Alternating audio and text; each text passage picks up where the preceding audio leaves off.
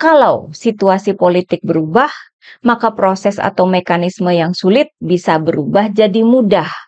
Bahkan Pak Mahfud MD sudah mulai menyebut nama-nama tokoh yang berpeluang untuk menggantikan Gibran jika sudah dimakzulkan.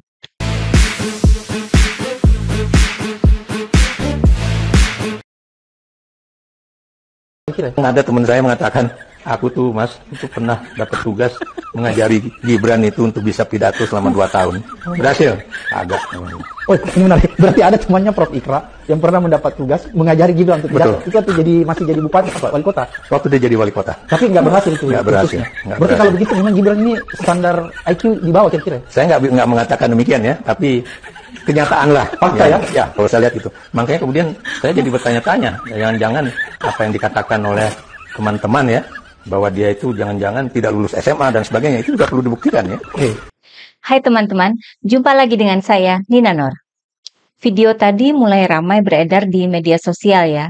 Seakan tiap hari ada saja terbongkar kekurangan Gibran sebagai wakil presiden. Video ini beredar setelah ramai kabar bahwa akun media sosial Gibran memfollow akun judi online waktu itu. Seolah selalu ada saja tambahan alasan untuk memperkuat tuntutan pemakzulan Gibran. Nah, yang akan kita soroti dalam video ini adalah bagaimana perkembangan isu pemakzulan itu dari perkembangan pendapat para tokoh yang kerap jadi acuan sebagai narasumber di media. Ada 2 tokoh yang akan kita lihat ya. Pertama, fokus kita tentu saja Pak Mahfud MD, yang kita tahu merupakan seorang ahli, pakar hukum. Ahli dan pakar ya, yang punya hubungan dekat dengan Pak Prabowo maupun Pak Jokowi. Sebagai tambahan, ada ahli hukum kedua, yakni Ferry Amsari, seorang pakar hukum tata negara, juga seorang aktivis dan akademisi. Fokus kita memang ke Pak Mahfud MD. Kalau Ferry Amsari ini sebagai tambahan penguat ya. Ketika tuntutan pemakzulan Gibran yang disuarakan oleh para purnawirawan TNI mulai jadi berita, ada kesamaan pandangan dari Pak Mahfud MD dan Ferry Amsari. Dengan mekanisme yang saya kira sekarang sudah banyak diketahui oleh publik, Ferry Amsari menyebut bahwa mekanisme pemakzulan itu memang dirancang sulit dalam sistem presidensial. Ferry Amsari menjelaskan panjang lebar kepada media bagaimana proses pemakzulan itu. Ditambah dengan pengakuan bahwa mekanisme itu sulit untuk dilakukan. Sementara dari Pak Mahfud MD waktu itu juga ada penjelasan serupa. Menurut beliau, pemakzulan Gibran itu secara teoritis kenegaraan bisa. Aturannya sudah ada dan jelas. Artinya, seorang wakil presiden bisa dimakzulkan. Teorinya begitu, kata Pak Mahfud. Akan tetapi, secara politik akan sulit. Karena menurut Pak Mahfud MD waktu itu, adanya kekuatan politik koalisi Prabowo Gibran di DPR yang besar. Sehingga sulit untuk mengumpulkan 2/3 anggota DPR dalam sidang pleno untuk menyetujui bahwa wakil presiden itu harus dimakzulkan karena telah melakukan pelanggaran. Jadi waktu itu, kira-kira 1,5 bulan yang lalu ya, baik Pak Mahfud MD maupun Ferry Amsari dalam menjelaskan pemakzulan Gibran itu terdengar atau terkesan pesimis ya. Semuanya mengakui bahwa pemakzulan itu sulit untuk dilakukan karena kekuatan politik yang waktu itu dinilai tidak akan memberikan dukungan terhadap pemakzulan Gibran. Kemudian, pada awal Juni lalu, surat usulan pemakzulan Gibran dari Forum Purnawirawan Prajurit TNI sudah diterima oleh DPR RI. Surat tersebut menurut Sekjen DPR RI sudah langsung disampaikan ke pimpinan DPR RI. Artinya menurut DPR RI bahwa surat usulan pemakzulan Gibran ini sudah sesuai dengan prosedur ya. Apalagi katanya langsung diserahkan ke pimpinan, menandakan pentingnya isi surat itu buat para pimpinan DPR. Sementara itu, pada saat yang bersamaan, ada momen khusus pertemuan Pak Prabowo dan Ibu Megawati dalam upacara Hari Lahir Pancasila, di mana Gibran dan Pak Tri Sutrisno juga hadir di sana. Pameran kedekatan antara Pak Prabowo dan Ibu Mega saya kira jadi tanda-tanda yang kurang baik terhadap Gibran ya.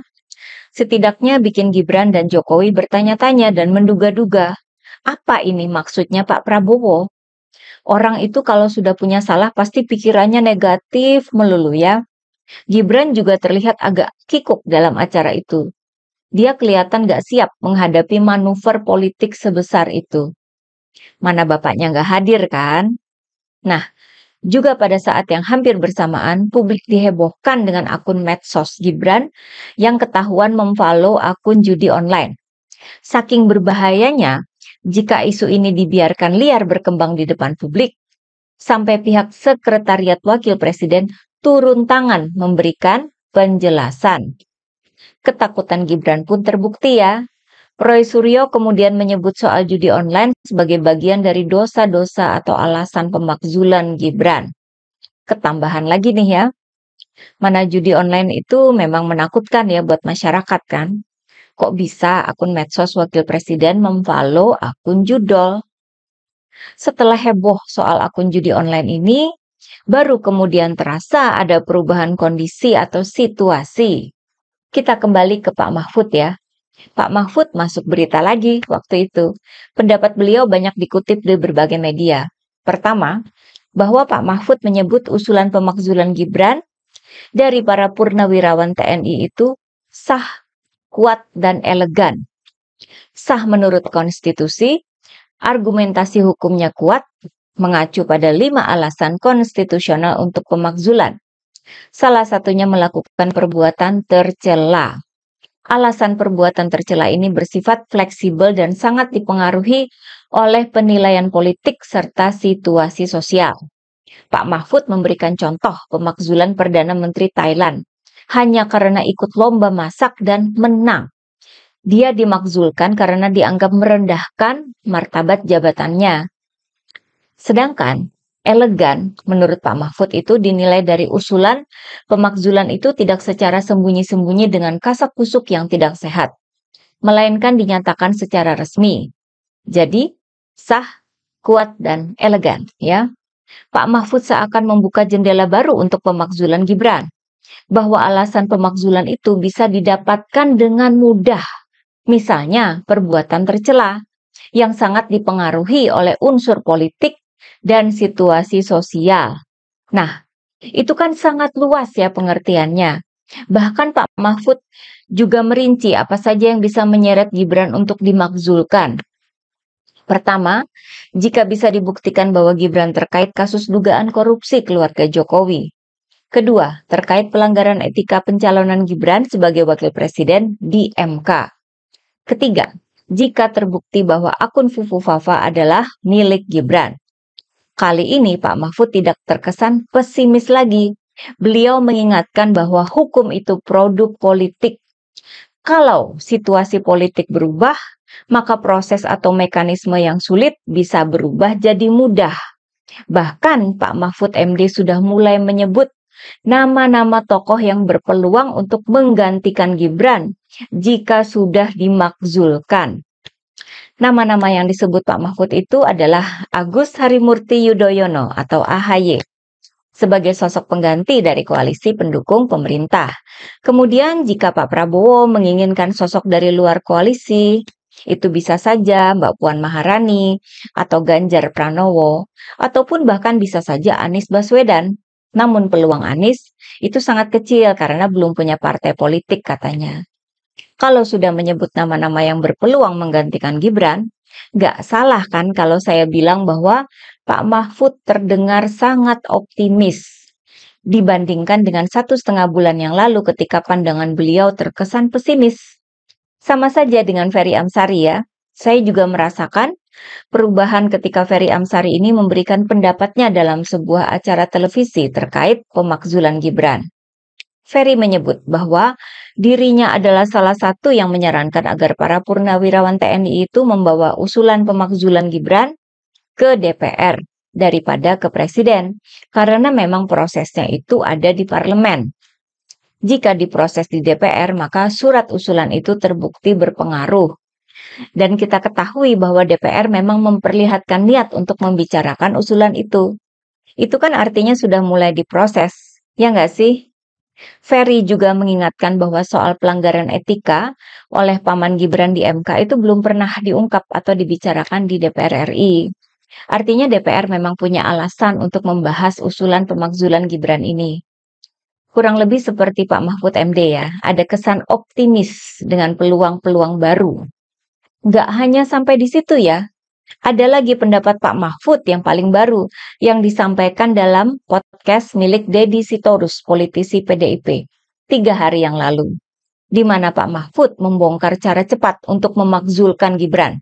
Bahwa keputusan pemakzulan itu bisa dicapai dengan cepat dan diterima oleh semua pihak. Jika Pak Prabowo yang menghendakinya. Kuncinya ada di Presiden Prabowo. Kalau beliau merestui, yang lain pasti manut. Jadi kuncinya ada di Pak Prabowo. Dari segi kekuatan politik di DPR, saya yakin koalisi pendukung pemerintah pasti manut ke Pak Prabowo. Apalagi partai-partai politik dalam koalisi kan sudah banyak yang menyatakan dukungan terhadap Prabowo maju lagi di 2029. Seperti Partai PAN, Golkar, dan Demokrat. Selain itu ya PDIP, di mana Mbak Puan merupakan Ketua DPR RI. Dan Pak Prabowo kan sudah ketemu sama Ibu Mega ya. Ya masa PDIP menolak sih? Maka kolaborasi Pak Prabowo dan Mbak Puan Maharani bisa dipastikan bakal memuluskan jalan pemakzulan Gibran. Artinya, optimisme yang diperlihatkan oleh Pak Mahfud MD itu bisa jadi merupakan tanda-tanda bahwa di balik layar, proses pemakzulan Gibran sudah berjalan. Nggak semua kan harus jadi berita di media. Yang penting-penting kayak gini biasanya terjadi di balik layar dulu. Namun biasanya sudah mulai ditiupkan angin sepoi-sepoi. Roy Suryo sudah bersuara, Pak Mahfud terkesan optimis. Kasus-kasus bermunculan. Ya kan? Kita hanya menunggu perkembangan selanjutnya. Oke, bagaimana pendapat teman-teman? Terima kasih atas perhatiannya. Begitulah kura-kura.